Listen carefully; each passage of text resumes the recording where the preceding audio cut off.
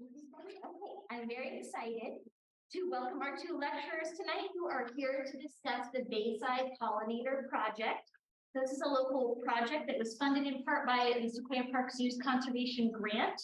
We offer this grant every year for individuals, organization, community members that are doing important conservation work.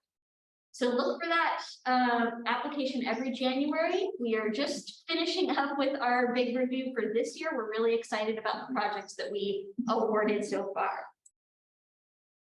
So Stephanie Mietz is here tonight. She is the executive director of the Jacoby Creek Land Trust.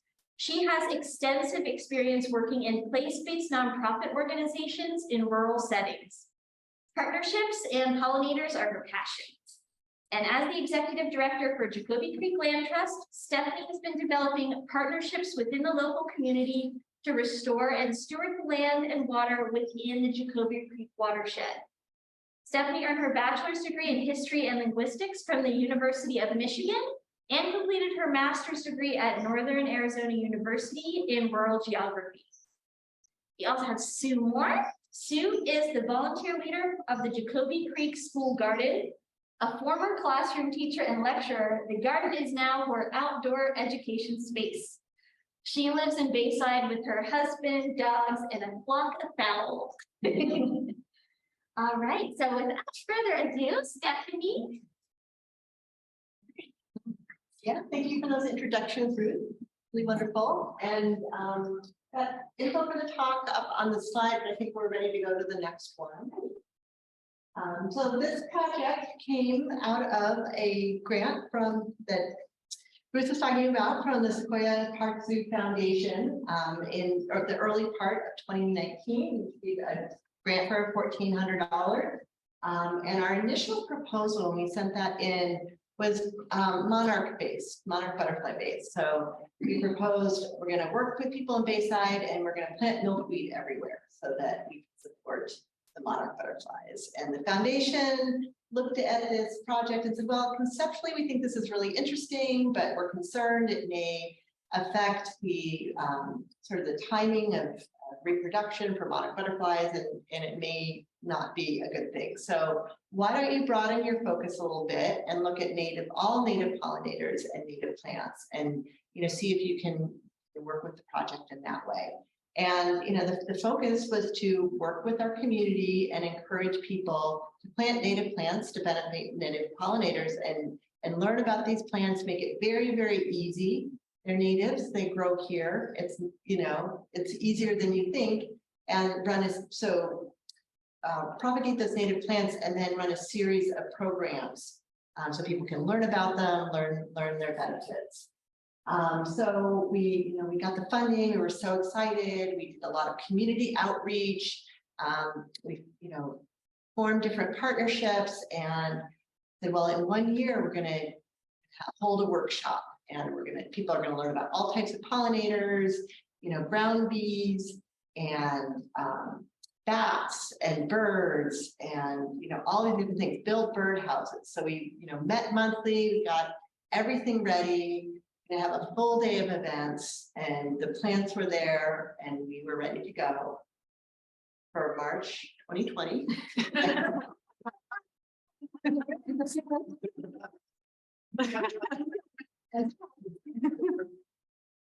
Ready for the next slide? We had to postpone it.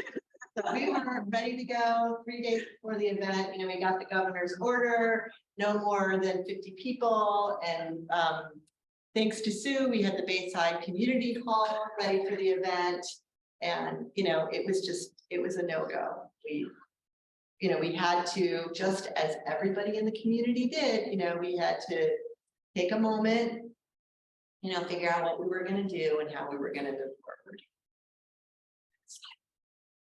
So during the time of distance learning, we had our pods, and we said, okay, we're going to continue this work and we're going to be ready. And, what can we do? What can we do remotely? What can we do in our small pods so that we can be ready when we can gather together and we can build that community again? So these are a lot of photos of my personal pod. It was just during this distance learning and then during the summer, it was such a gift to be able to come in to the garden, work in that space. You know, our pod learned a lot about natives, a lot about propagation. It's good work, and we're ready. That one. Wait. I think there's a fourth one. Nope. Now we switch over. So Sue's going to talk about the specifics of the project, and then I'll talk at the end about where we are right now. And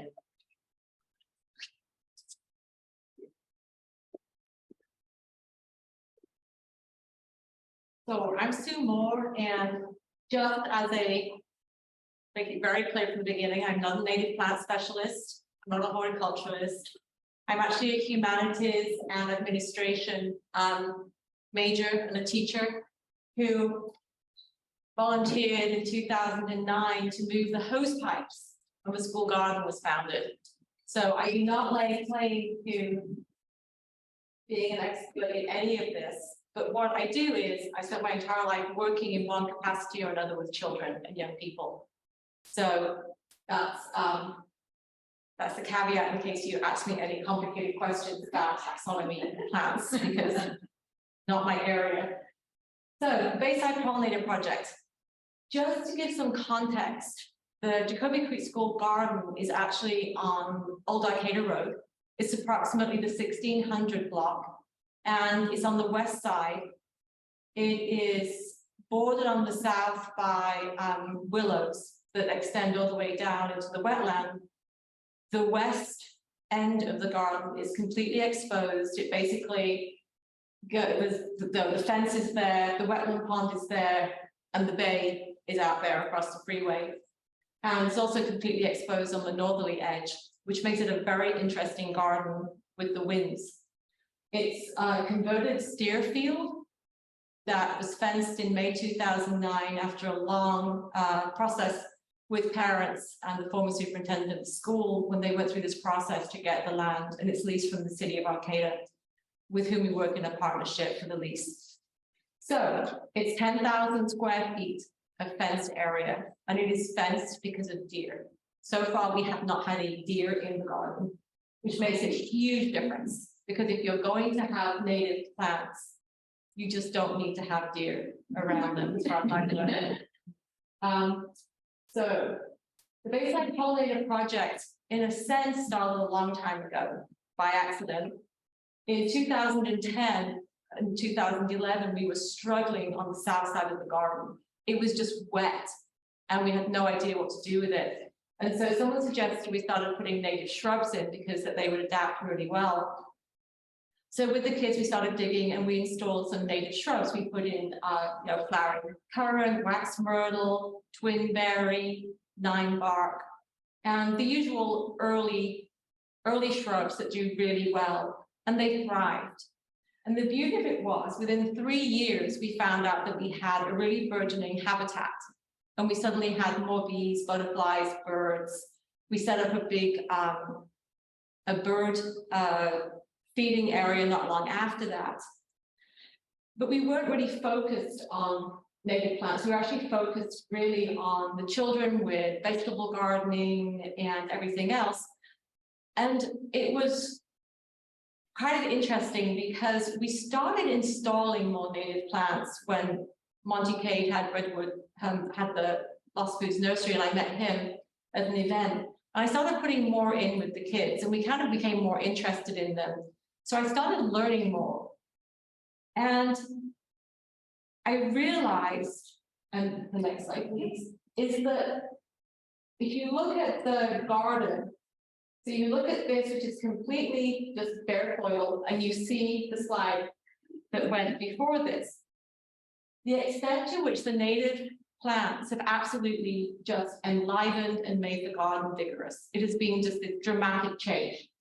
So I'm also very interested in permaculture. I come from a soil association background in England, not willingly going to the events, but I did learn a lot.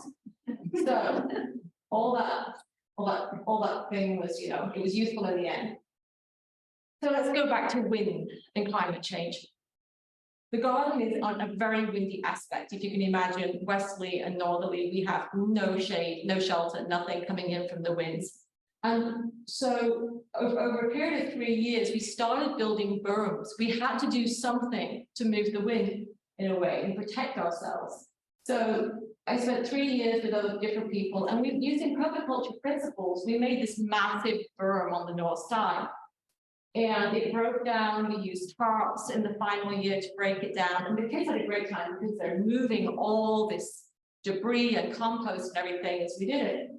And so there's plant sitting there next to one little plant. And that is kind of the principle of what we do. It's permaculture. There's no pesticides, no rodenticides, there's nothing. We build the garden. And what I didn't realize until I started with native plants is that it's actually easier because they just want to be planted in the soil. You're not constantly having to reinvent your compost and everything else. So that was 2019. So what you saw from the first slide was an abundance, and that was how it looked initially. So by January 2021, this is just one example of new growth. It's a very simple berm. There's nothing special done to it. We put a beautiful California bee plant, it's about that tall in there, and it made it and it expanded. And then around the base, we always have different types of native flowers that change every single year. So, and this goes back to 2020. So we had the grant, and my idea was that we were going to have an interpretive area. And the idea, obviously, is because I have the children in the garden, it was the most perfect opportunity to have bare earth and start from scratch. And then we could watch how everything grew, we could monitor it, we could see what was successful. The children come in with their sketchbooks. And so it was, to me, the most ideal project. We had this money from the zoo grant, and we made plant purchases, seed purchases, and we had the pollinator projects.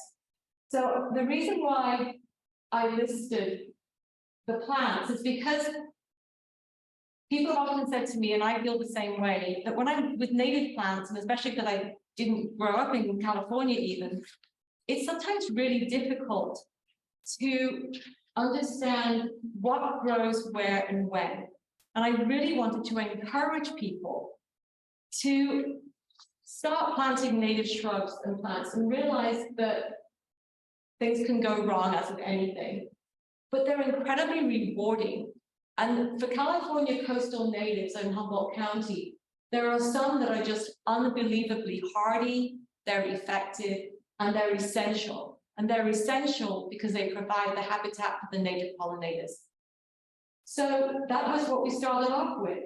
And it was the first year, it was January 2020, we had all these plans, and the winter rains failed. We had to do hand watering because we had a January drought when I put my natives in the ground. So we used rainwater catchment. And then of course in March, the school closed, the pollinator project event was postponed. And indefinitely, I had the entire garden to run on my own. But I had this project in place. So that was good because it meant that I went in the garden every single day.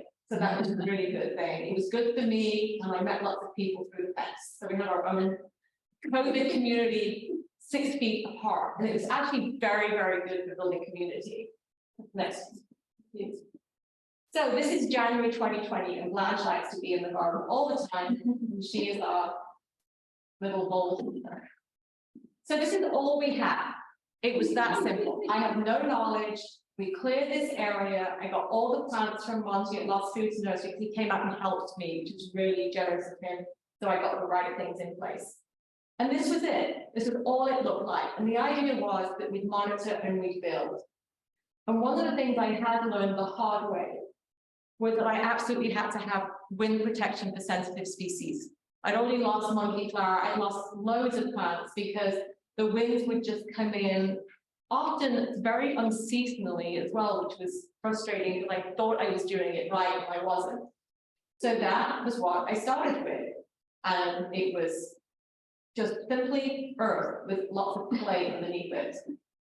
Go to the next one. So that was January of 2020. And it was a drought year, like I said, and I'm going to emphasize the drought problem. Native shrubs really do need to have the rains. They need to be able to put their roots deep. They want to be able to survive during the summertime with limited watering. And I do think that that had an impact that spring, because I planted a lot of shrubs, and I did notice that they didn't thrive in the first couple of years as they should have done, because they just needed the rain, they needed the temperatures. And this winter, they are absolutely as happy as can be. So they are thrilled with all that's going on. So this is late spring 2021. This is literally 15 months after the bare earth. And this entire bed probably costs at most maybe $180. I bought the plants from Monty, I got Lana seeds, I spread the seeds, I raised them in starts, the boys were helping. And in that short period of time, I had an interpretive area. So when people came to the garden for an open garden in June of 2021, we actually put placards, we put little laminated photographs on the shrubs and the plants, so people knew what they were called. They could take a photograph if they liked it. And a lot of people came to the garden and they just were fascinated by the idea that that had been bare earth just, you know, the year before. And also, it was vibrant. The bees were just in there. You have meadow foam. You can't keep the pollinators out. And it was fascinating to see that one patch of area in which I could do nothing, every single thing we had planted in there had failed for 3 straight years. We put the native plants in, and they're like, this is where we're meant to be, with a bit of work. And I will have a caveat. The one plant that failed was the Henderson's Angelica.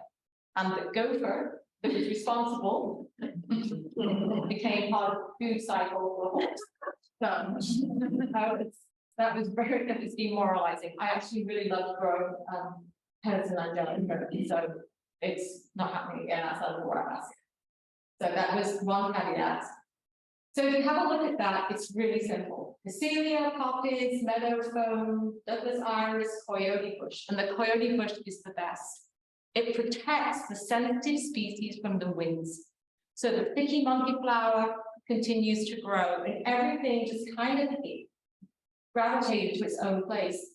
And the beauty of those native flowers is that when the children came back and started coming in the garden again in the May and the June, they could look at them, there was something to see. It was if we were getting over the pandemic a little bit. And then we were seed saving at the same time. Every time that these were dying back, I had some community service workers and we were saving the seed stems.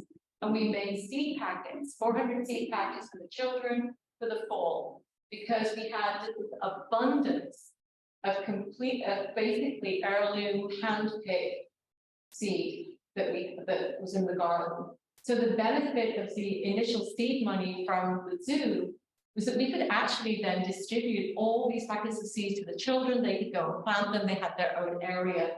And from then on, we've actually been doing seed saving. We have got a lot of seeds, and we just make more pots. We give them to the kids. We put them in the garden. We give them away. So that's the community part, is being able to do that. And in late spring of 2021, I did in fact get permission from the county. I had an event where people came into the garden. We had all the shrubs that the boys had propagated, pots and pots of starts, and people came in for donation sale, and they saw the shrubs, and then they donated and they took them home. And so we probably, I think we had over 200 shrubs and pots of plants that were sold. And then that provided money for the garden, because the garden's completely volunteer. So during the pandemic, there was no opportunity to get funding. So that particular grant and that focus is what made the difference. Here's Blanche again. It is true, she's in more slides than I thought she was. Sorry.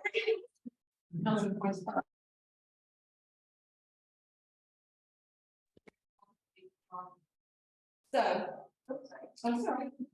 So the slide you saw before that was spring of 2021. And what's interesting is this is quite literally taken probably 2 months later. And it's exactly the same plot. And you can see how in the back, the sunflowers are now tall because we do have non-native pollinators. We love growing sunflowers. But you can see in here that there's been a complete switch around in many of the flowers. And that's because the meadow foam died back, and then the clarkia began to take more preponderance, and then we have the evening primrose. So evening primrose is what is known as it's part of the monkey wrench gang, as they call it in Lanaceeds, along with Golandis Vasilia and yarrow and a couple of others. I didn't really understand what I was getting into. The evening primrose took over. So if there is one thing I really warn against, it's an amazing plant and I love it. But if you've got a small space, it does in fact become really quite invasive. However, on the other hand, it's just absolutely amazing to watch the pollinators go to it.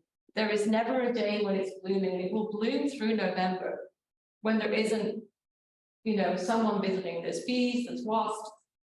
There's also the birds, and the seed pods are fascinating. The kids are fascinated by the seed pods, so am I.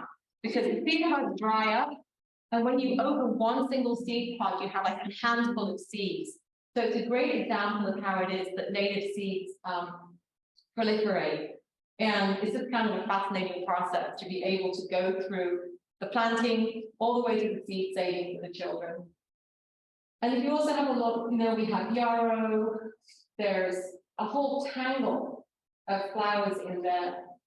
And the clarkia is one of my favorites by a long way. So that's become a firm favorite. And yet again, we've managed to save a lot of those seeds.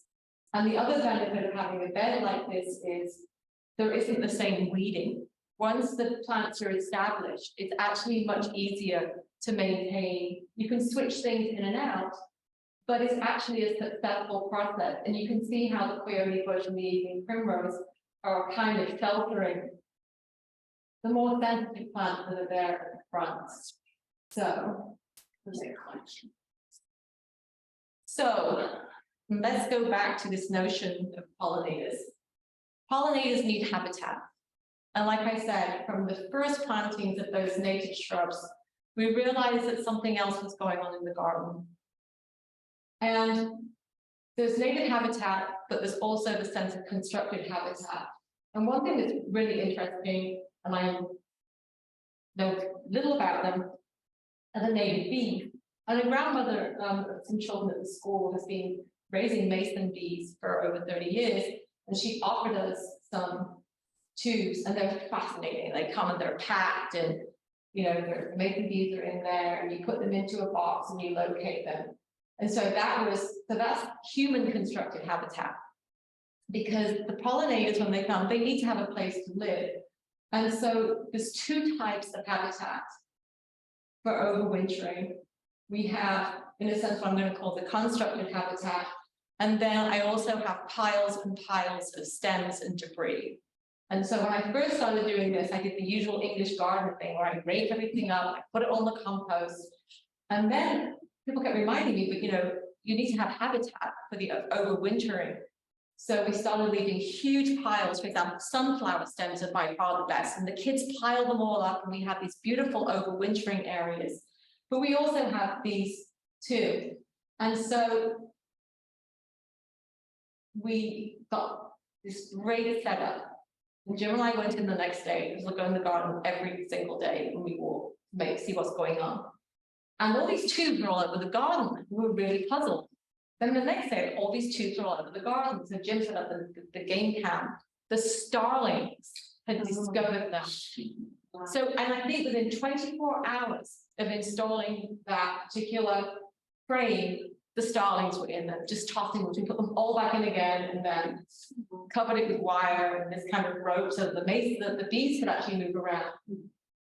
And that is one of the issues we do have with habitat. We have a lot of crows at the garden, a lot of starlings. They pay a lot of attention to what happens, it turns out.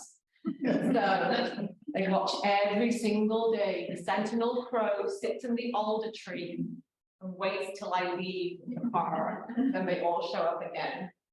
I'm not having a good time with the crows right now. The next one, please. So, and this is native bee habitat. So years ago, my husband installed 2 sculptures.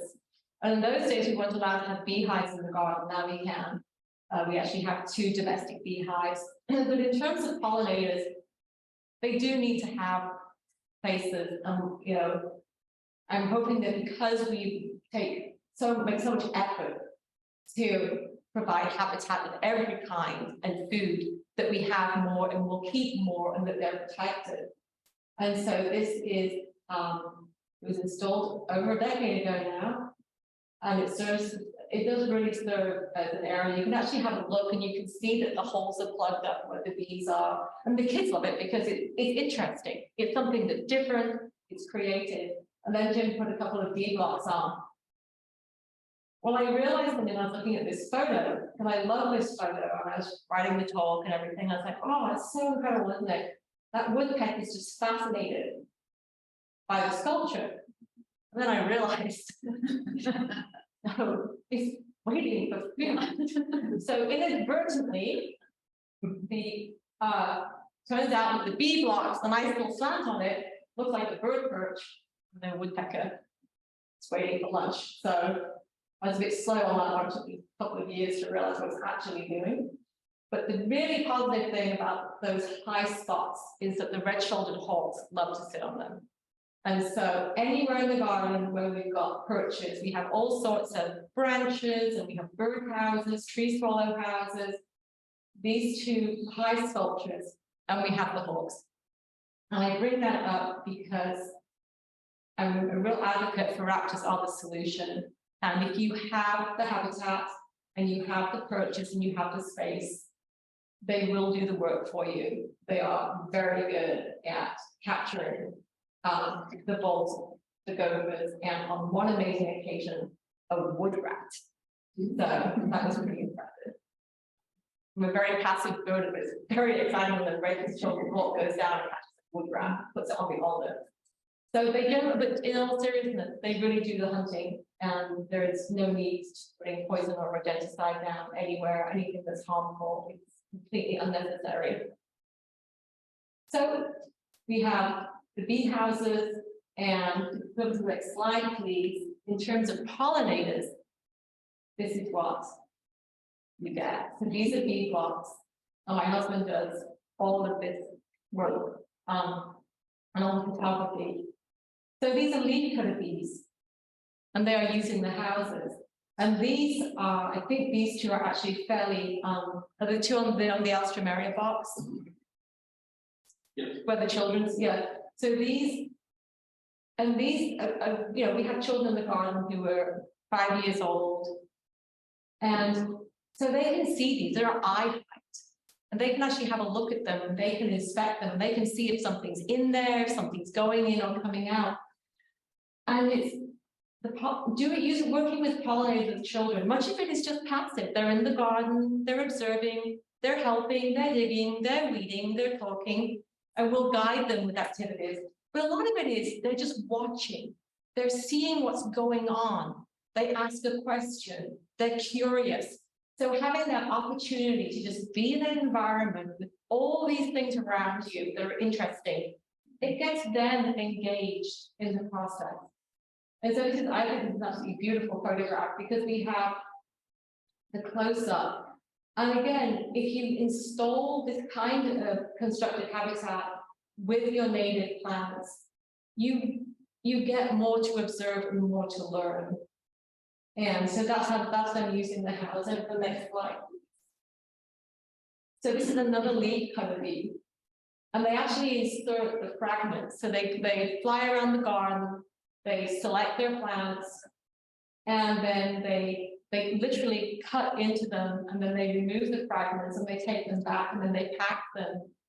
That's used to create the nest cell.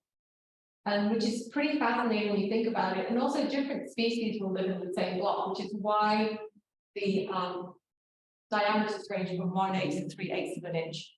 The specifications on that, you'll see, you can tell from the photograph, they're actually different sizes. So, and this is one of the collage slides that I think brings out the beauty of planting and diversity of pollinators and native habitat within any garden space, office space, public highway. If you have a look at them, you'll see that in the way they're very simple, this flowering currant that has the bumblebee. I use faba beans for cover crop. They are loved. Austrian peas. I always have borage in the garden, particularly because we have the 2 domestic beehives that Mr. Ladini runs. They're around a lot, and the borage is always blooming. It's actually pretty useful. I just pull it out when I don't want it, but in the winter it's welcome. Phacelia, and then the meadow foam. Meadow foam, I have 2 types in the garden right now.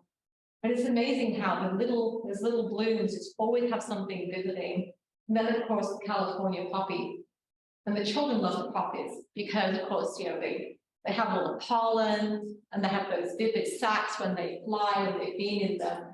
So the colors make a huge difference, and it's an observational activity when you can just stand and watch a bumblebee. What's it doing? And long before children, learn the theory, they've already seen the practice. They know what it is because they've been watching it and they've been learning about it and they've been digging.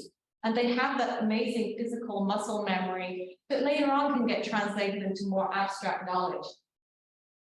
So that's what that's about. And the borage, and it is funny to talk about borage. I know it's not a native and it's the Mediterranean, but it really is great in the garden because in the really bad winter days, it pretty much is always blooming, that and the rosemary. And because we're always concerned about 365 days a year of forage available for the native bees in particular, I always have those. And in my school garden, it's interesting, my home garden is completely different.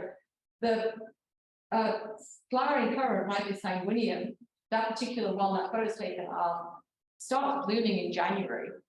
And all the ones that we've propagated from that and we've planted in the school garden, they bloom early, and I don't know why, but they're really successful. The hummingbirds will be there in January, which is really satisfying, and it propagates very, very well. We've done so many stem propagations from that particular shrub and those that I have in the garden. And it is true. If you visit the school garden, you'll be so welcome. You can tell that I love Mietz sanguineum because there is a lot more of it than anything else. It sort of became pretty obvious this year, but I think it was gorgeous because on winter days, it just bejeweled. So part of the native plants is, I think it's the aesthetics as well. They're so interesting. Their foliage is interesting. When the children draw the leaves, they're quite fascinating. They have very different structures and they can compare them and they learn about plants because they have this variety. And here we have another one, that's Agapostemon bee. And then this is the one that I kind of love to hate. I absolutely love Clarkia. And it turns out that the leafcutter bees absolutely love Clarkia. So, and I don't know whether, and it's something I'd be really interested in someone looking at this, but they seem to go for the Clarkia petals. And so we have all these ragged Clarkia all around the garden, they're in bloom, and all of a sudden they're going to cut some to make bouquets and things. And they just, you can see how they've been edged and never really see them doing it, but it certainly happens a lot. But it's interesting, and all of it goes into the boxes for the nest cells. And you'll see that the Agapostemon bee is really beautiful with that green on it. They're quite stunning when you watch them close up. And without any shadow of a doubt, by planting a more diverse habitat, we have really attracted a much greater diversity of native species. Butterflies, bees, birds, there's a huge difference compared to when we first had the garden. Wasps. So this is a tough one, and it's an important one. You know, they're often ignored or unwanted, but they do have a variety of roles, and they're valuable and they're quite stunning. And so because the Pollinator Project is about ecology and it's about supporting all the pollinators, it's important that, yes, yellow jackets are a problem and they sting, but they're also a pollinator, they're valuable, and they are part of the ecology. So trying to teach that respect is important too. And the yellow jackets really like California bee plant. It's a great plant. And that cuckoo wasp is really stunning. And they're also very interesting to learn about when you go and learn about what they actually do.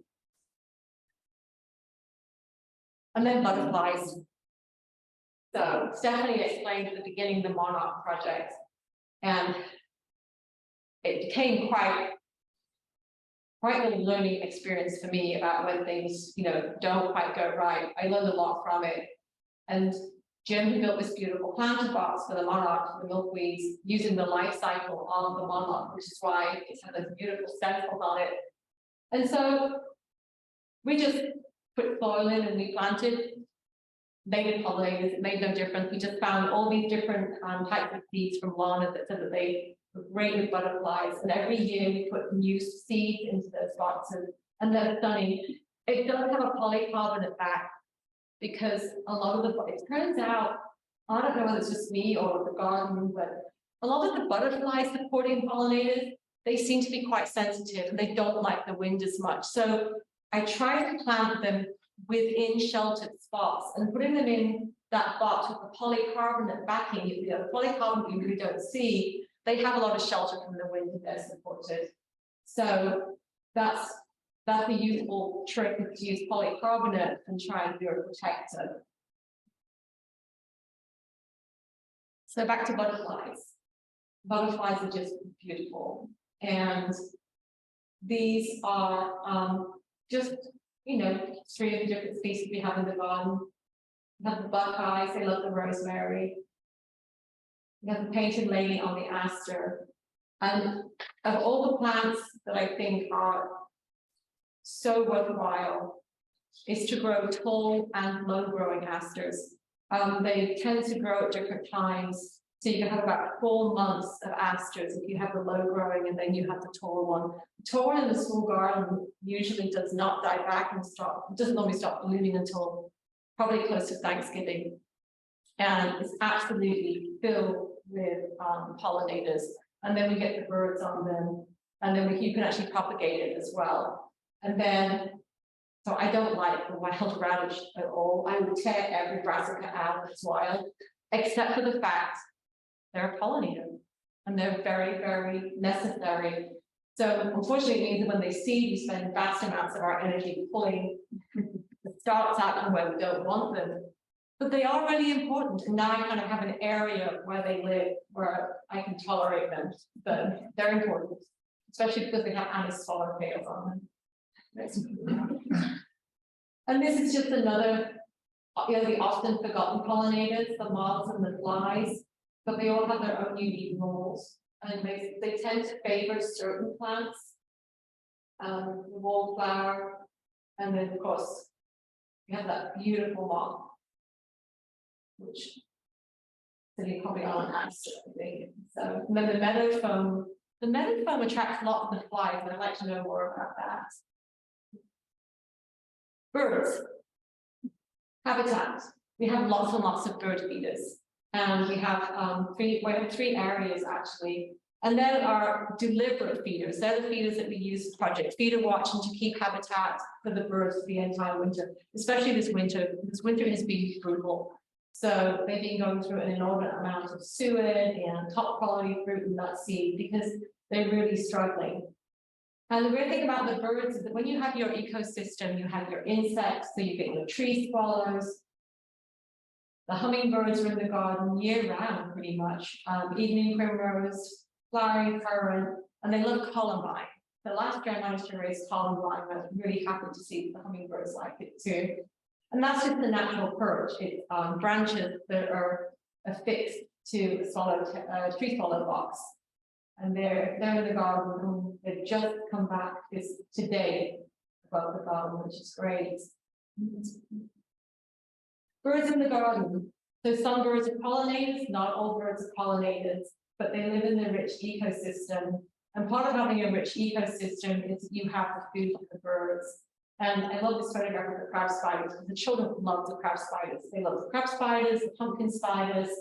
And part of what we do is we teach them that they are to be protected and they have a role. Food and pollinators. The school garden actually produces a lot of food. We have so many trees, apple trees. We have over 70 boxes. Every single one is lined with gopher wire or it stands off the ground. And if I was talking about the garden and when the garden was founded, I'd go more into that. But we absolutely have to use gopher wire. And we now, all of our new boxes are twice as high as they used to be because of the wind. So we've been doing a lot of sheltering and drought resistant and other projects in the garden. But the relationship between food and pollinators can never be overestimated. And the children learn it. The birds are there. They eat those awful forest tent moth caterpillars. We have chickadees, and it's pretty exciting. And again, they're learning you don't need to use imported chemicals. You don't have to bring them into the garden and do something. We already have the chickadees. We have so many chickadees. They're lovely. The children love them. Their sound and the robins, and they help with pest reduction as well. No rodenticide. Then we have either a Cooper's or a Sharpie, I don't know which from this photograph. And then we have the red-tailed hawk. And so they're there. They have the most beautiful habitat in the garden.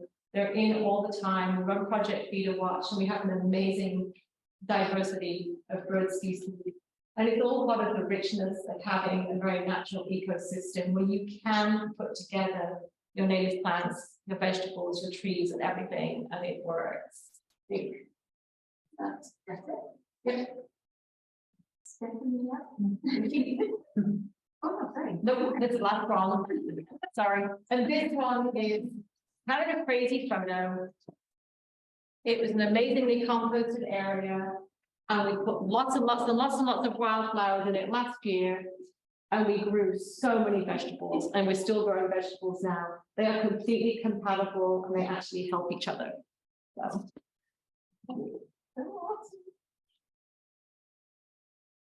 So Sue's been talking about what she's been doing in the school garden, and then with this funding, we've also been able to expand to other projects and develop additional partnerships and meet our goal of more native plants and pollinators around Bayside. So on the right side of your screen as you're facing it, these students from Union Street Charter School, they're fourth grade students, and their teacher, Greg Guerra, talked to the students about writing their own grant for a project that they might want to do. And they said, well, we'd like to plant some redwood trees and watch them grow. And Mr. Guerra's plan was that each subsequent fourth grade class would come through with this project and steward it. So he and I met and said, do you have an area where plant some redwoods? I said, oh, I can't really think of a good spot, but we have this other area that has an off-channel winter habitat pond for coho salmon, and it was never really planted. Sort of, ran out of time and funding to plant it with native plants. There's some spruce trees, thick spruce, that are there, but it wasn't fully planted. So this could be a good spot for your project. So the fourth grade students applied for grant money. They received that. And then the next year's fourth grade students worked with the fifth grade students and planted their native plants. So great partnerships here. In the top photo, we're all at Samara Restoration Nursery, learning about the native plants that have been selected, doing some transplanting in the middle shot, and then down at the bottom was big planting day. We had 2 days where the students came out. They planted sort of pods of companion plants. The main trees were big leaf maple, redwoods, and I can't remember I think the third might have been alders, and then the shrubs and the ground covers. So they'll be monitoring that in the spring, and then next year's fourth graders will come out. So there we've got some great pollinators. And then there was a spot, we were also, the fourth graders raised some money for that. And then we needed a little bit of additional funding, and the land trust received a grant from U.S. Fish and Wildlife. So that paid for some fencing to keep the deer out. And then, of course, while you're out removing pasture grass, well, you might as well open up some other spaces. So, you know, the construction gear was out there. We removed some more pasture grass, and then we're on the other side of the screen. You can see BSA Troop 15 out of Arcata. They put up fencing and then have focused upon, you know, basically some of the plants that were left over at Samara Restoration. So got cottonwoods and alders going in, and then the red flowering currant, which I'm really excited about, coyote bush, and a few others. So here we've started the project through this grant and then been able to expand it and leverage it. And so many different partnerships and people becoming involved in volunteer hours to make this happen. So we're going to be doing some ongoing monitoring of this. The Scouts also installed 18 swallow nest boxes, and we'll be checking those year after year to find out who's been using them and make sure that they're clean. So next slide. So I want to thank everyone for coming out tonight, folks who are here and everyone who is on Zoom and on Facebook. Again, thank you to Sequoia Park Zoo and for the foundation, and to Papa and Barclay for sponsoring this talk and for coming out in person. Yeah, thank you. So we have an event. If you really like seeing this, we invite everyone to come out in person if you're local. We're going to have Pollinator Project Open Garden Days at the Jacoby Creek School Garden Earth Day weekend. So April 22nd and 23rd from 11 a.m. to 4 p.m. Come out and see the garden. So I don't know what's going to be blooming, but there will be plants in bloom. You can see the pollinators, you can see the birds, and then there will be also natives available by donation. So we've been working with a College Corps member who's, I don't know, propagated things like hundreds or thousands of plants. So your space can look like this. So, we have time for questions. Yes, we do. Thank you. Yes. Are there any varieties of milkweed that are native that would be okay to plant? Actually, Ruth, would you feel comfortable answering that question? I think we should. I know there are some. There are a couple of native varieties Yeah. that you can probably pick up from Monty. And the concern was that my understanding is that by the time the monarchs reach this, you know, this far north, they need to keep moving to reach, you know, the end of their spot. And if they stop and they reproduce, it just kind of messes up their cycle. So that's why. Yeah, kind of become a sink where they stay here instead. Xerxes, I spent hours with Xerxes on this, and they did say for coastal, they prefer not to. So that was interesting. But they do need other food sources. Exactly. So you see monarch, you know, these They still native, need these. yeah, they need the native. Mhm. Yeah, so. You just don't want to encourage them away. Yeah. Right. Yeah. Yep. But we need to feed them. Any other questions from our live audience here? I was wondering about the different ways that you were creating the bee resources. Is there any maintenance required? So once you make all either the pipes or the drilled out holes, what needs to happen? I'll let Jim answer that. In an ideal world, about every other year, we redrill the holes to clean them out. Okay, That's what we treat them with bleach solution. Just to make sure there's no fungus and things down. so either make a whole new one, just drill some holes, a new one, or you really want to clean it out, but okay. The cost is more the shut thing rather than. It's not like a honey thing. No, But they're solitary bees, right? So they don't Yeah. have hives, they just. Yeah. And you can actually make the mason bee tubes by using stems. There's all sorts of ways you can do it, just naturally. Okay, we have a question from Nadia.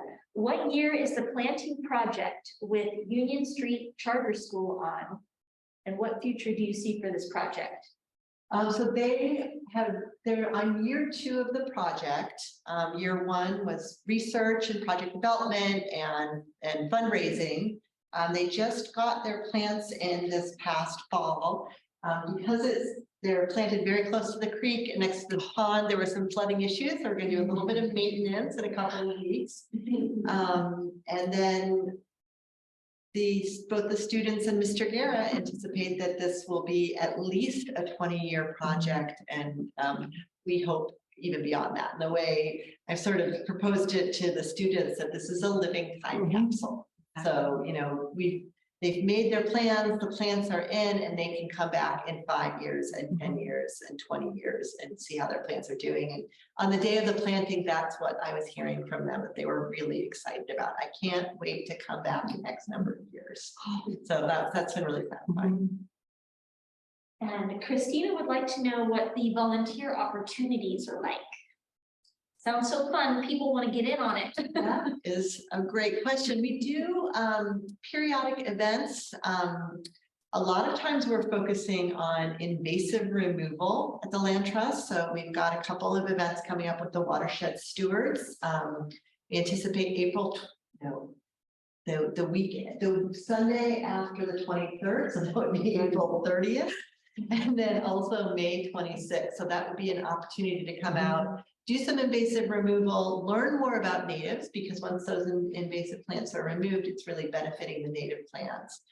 So our the Land Trust, our volunteer opportunities are a little more sporadic, not as regular. And then for volunteering in the school gardens. Yeah, people can just email me, and then whenever they're available, they can come out. There are times I'm out there almost every single day. And there's lots of opportunities for volunteering and bird counting and just helping in lots of different ways. I always welcome volunteers, and people are always welcome just to email me if they want to come visit the garden. I would not do it this week. It's like a quagmire. It's wet, but the pond is great. The ponds are wonderful. The frogs are croaking. The tadpoles are swimming, and all is going to be good. Right, I think that was our last question. All right, well, thank you all. I have one more. You mentioned the pink flowering currants and then the red flowering currants is listed here. Are they two different? Sorry, they're the same plant. I always call it pink. Yes, I always call it pink flowering. Red flowering currant. Mine's actually kind of a very pink. And there's also a beautiful golden currant that we have in the school garden that's stunning. It's a native, absolutely gorgeous. And for Monty this year, for the first time, there's also a native black currant that I've never seen before that kind of sprawls. So I got one of those as well. And the red flowering currant will be available on the open yard days. It's one of my favorites too, so highly recommend it. Yeah, ours are the ones here at the zoo are already starting to flower. Ours are pink also. The same species, but our flowers are kind of a lighter pink. Yeah. Any other questions here? All right. Well, I want to say a huge thank you to Stephanie and Sue for coming up.